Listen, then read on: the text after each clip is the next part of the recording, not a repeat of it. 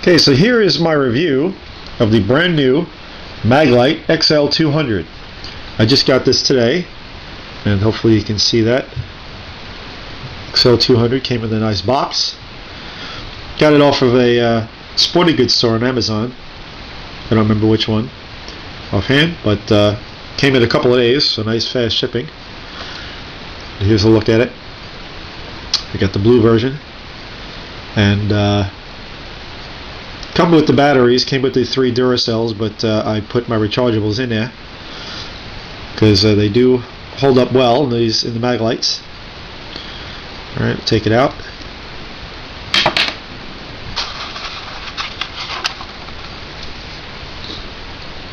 And they can read it there, XL200. So it has the same kind of switch setup as the XL100. I don't have an XL100, I do have an XL50, and I will be doing the outside beam shot comparisons in a few minutes. So for now, I'm going to do some indoor shots just to show you the basic functions, which if you're familiar with an XL100, it's basically the exact same thing. So I push it once, comes on at full power. Actually, I don't know if that is full power, I was playing with it before. There we go. That's full power, 172 lumens.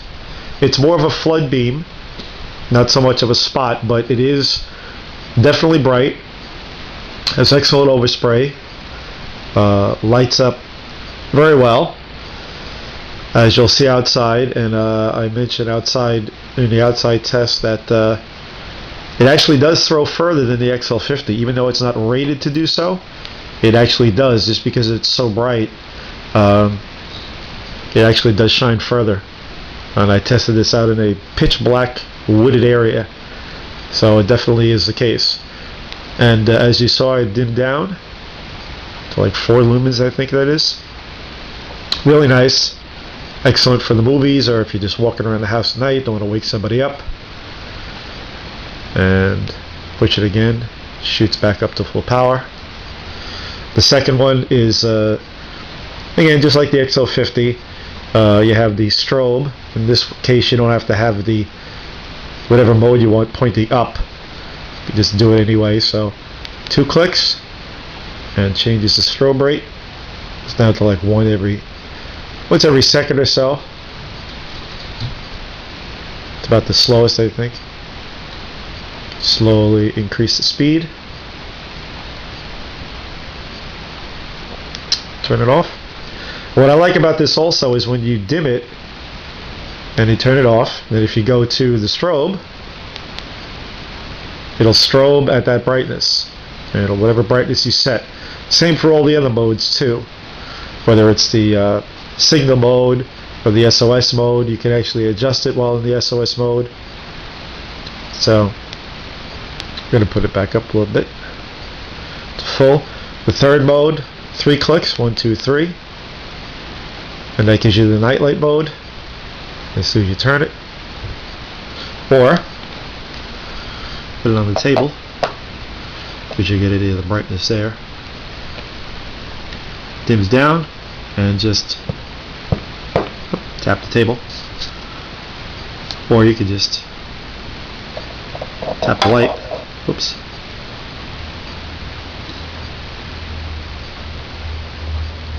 Tap the light, comes right back on. It's very sensitive. The fourth mode, click the button to turn it off. The fourth one is your signal. So 1, 2, 3, 4. And then as you turn it, you can signal. And again, it will signal at whatever brightness it's set at, whether high, halfway, 3/4, whatever you have it set at. You're supposed to twist the wrist, but I find it easy to just kind of grasp it in your fingers and do it this way. Easier on the wrist. And if you signal a lot, you'll get tired pretty quickly. Push the button again to cancel that. And the fifth one is the SOS. So again, does it at the full brightness. Now, if you do the SOS, 1, 2, 3, 4, 5, and then you twist it, just like in the full mode, you can adjust the brightness. Turn it back up, and again it continues to flash SOS. So if you don't want to do it at full to save the batteries, say you're on a boat or something, having a problem, hopefully not, but you can do it like that, let go of the button, and it'll just keep going. So you push the button, cancel it out. Alright, so that's back up to full power, and that is the basic functions of the XL200. So let's go outside and check out the comparison between the XL50 and the XL200. Some night beam shots. 200 is the XL50 again, and we'll do a side-by-side. There's the XL200 on the right. So getting up close. Again, XL50 is still bright, excellent light, powerful. Still one of my favorites. XL200. Little bit different color on the frequency on the light. You can see it is more wide, but because of its, being almost twice as bright, it's 72% brighter, or a little less than 72%. It does actually shine further, lights up distant objects even still than the XL50. I have to put, the same batteries in both to really be 100% fair, but that gives you a little idea, I hope. If you're going to pick one of the two, the features on the XL200 are easy to operate than the annoying XL100. It's also a lot brighter because this one you just push the button instead of having to see which one of the markings is pointed up north. It has the exact same features. They all work great. Very cool. Nice light. I like them both. If you just want a simple push button light, high, then low, and then strobe, the XL50 would be the one you want to get. It does have a fast interface. It doesn't have a momentary, but you don't need it. Because again, you can just go on, off, on, off. And if you push it quick within a second, it'll dim. So on, off. One last time, the XL50. Oh, XL200, we had it on dim. XL200, full power. That's about 20 feet, about 40 feet, 65 to 70 feet, I'd say, down to the end there, the fence. You can see between the two of them, it is lighting up the backyard pretty darn well. It's doing a good job of throwing light, and this is just with my cell phone, Nokia cell phone. It does have a pretty good night sensitivity on this phone. So, nice and close, a little further. Okay, here's some outside beam shots of the XL50, which will be on the left, and the XL200, which will be on the right. Hopefully you see it with this camera. Distance is about 25 feet to the wall and the bushes. Here's the XL50 on the left at full power. This has rechargeable batteries in it, and so does the XL200, so it should be a fair test. Here's the XL200 on the right. As you can see, it's not as focused, but it is brighter. It has a wider beam, more of a floody beam, and you can see up there to the bushes, trees. I had this out in the woods, and it does cover a wider area, which I like. You can definitely see more with it. It's not really captured on the camera. There's a really good overspray way around the light too. So it's again, the floodness, it's like a flood spot, and actually it does shine further even than the XL50, even though it's not rated to do so.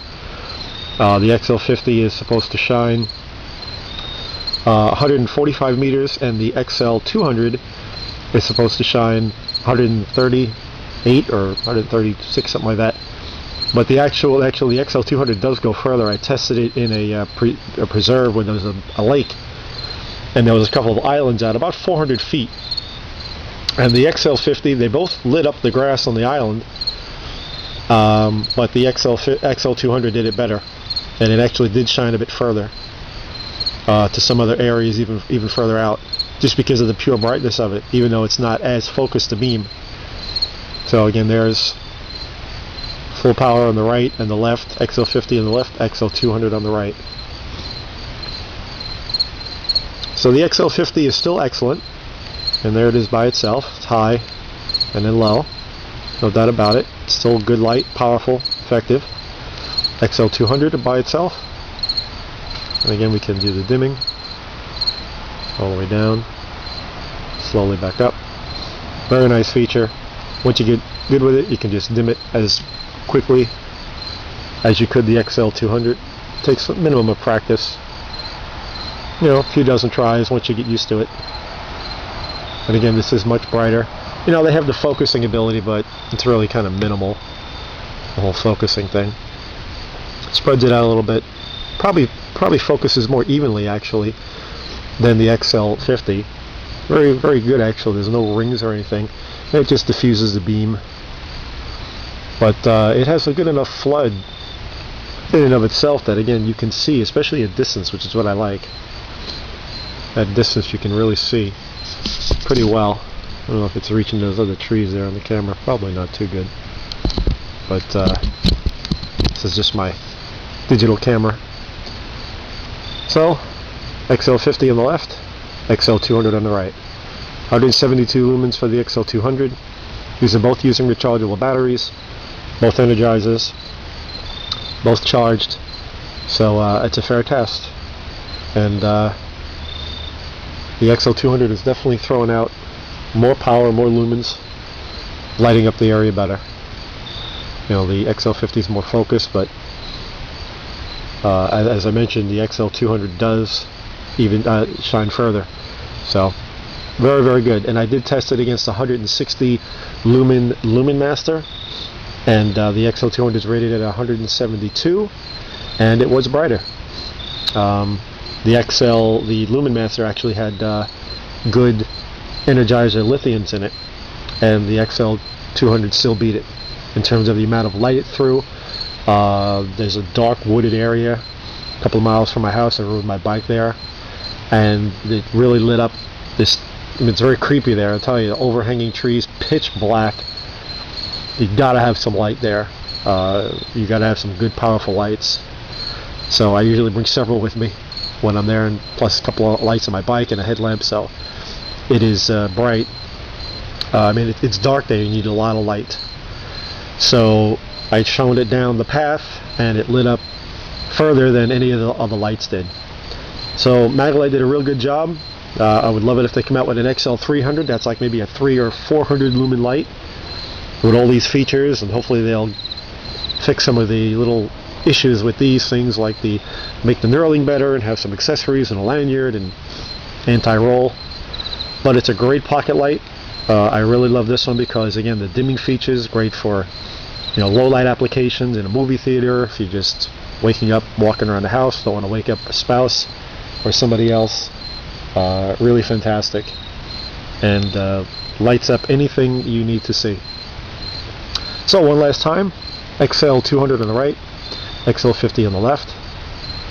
There they are together, next to each other, both hitting the trees, hitting the fence, up close to the bushes there. The XL200 is on top, 50 on the bottom. Little different beam color, but again, both excellent lights. Love them both. The XL200 again is definitely brighter, but doesn't take away from the XL50. Still a great light. Love them both. So I hope that helps you out. If you're looking to purchase one, you know, there's some information for you, because I know there's no really, at this time, there's no videos on YouTube showing anything of the XL200. So as I said, hopefully this will help you out to decide which one you like better. Take care now. Here's some still shots that I took with the Maglite XL200 on the left and the original XL50, the 104 lumen version, on the right. You can see a bit more clearly, you know, the difference in the color of the beam as well as the relative brightness.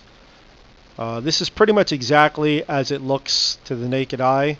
I turned up the resolution, the light sensitivity on the Kodak just enough so that you know, you get a more accurate representation.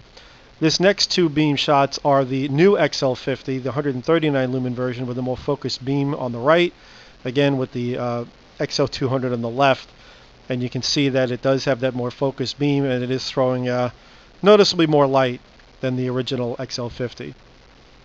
These next two are again back to the XL200 is always on the left, the original XL50 on the right, 104 lumen version. And it's just another one there. And these next ones are the XL50 by itself. And you can see it's, even with the adjusted resolution, it's just really not all that bright. It is a very good light, no doubt about it. But if you're looking for something a little brighter in a really dark area, camping, or something with a better throw, the new XL50 really is fantastic. This is the XL200 by itself, and you can see it's much brighter than the XL50. It has a larger spill, but a larger hotspot also, and a larger spill. But overall, it's just throwing a lot more light. The only thing with the XL200 is the runtime is not that great at full, but you always have that trade-off. So I hope that makes it a little bit clearer.